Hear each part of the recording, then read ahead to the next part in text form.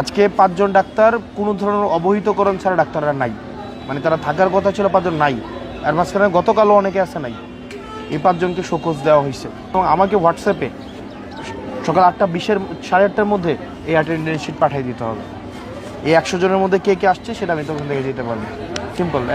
এরপর হচ্ছে উনি 7:45-এ ডাক্তারদেরকে একটা ব্রিফ দিবেন, সব ডাক্তারকে একসাথে নিয়ে একটা ব্রিফ দিবেন যে আজকে কী ধরনের অ্যাক্টিভিটি করবে। এটা 7:45 উনি এটা এনশিওর করবে। আজকে 5 জন ডাক্তার কোনো ধরনের অবহিতকরণ ছাড়া ডাক্তাররা নাই, মানে তারা থাকার কথা ছিল 5 জন নাই। আর মাঝখানে গতকালও অনেকে আছে নাই।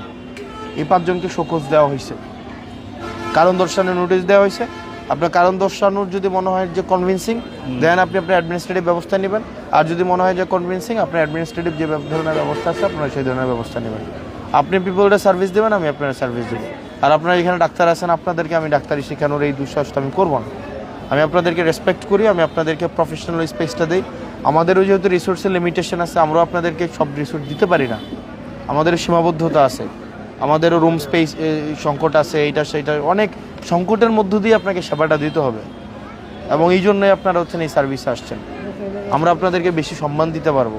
তো আপনারা আপনাদের জায়গা থেকে কোঅপারেট করেন, আমরা আপনাদের জায়গা থেকে কোঅপারেট করবো। আর আপনি তো নিজে হচ্ছে দেখিয়েই গেলেন পরিস্থিতি, দেখিয়ে তো গেছেন, তাই না? একটু ভিতরে যা হয়েছে একটু আমি পরে আসছি। ভিতরে তো এটাই, এই আইসা দেখলাম 5 জন ডাক্তার নাই। অন্য কোনো বিষয় নিয়ে আলোচনা না, হঠাৎ আইসা দেখলাম 5 জন ডাক্তার নাই। 26 জনের মধ্যে 5 জন ছুটিতে আছে, 13 জন এখানে আছে, আর বিভিন্ন কার্যক্রমে 3 জন আছে, আর বাকি 5 জন ডাক্তার ওরা খাতা কলমে আছে কিন্তু এ নাই। তো ওদেরকে একটা শোকজ দেওয়া হচ্ছে আজকেই। আর আগামীকাল থেকে এখানে আমি অ্যাটেন্ডেন্স গতকালেরও নিলাম, আজকেরও নিলাম।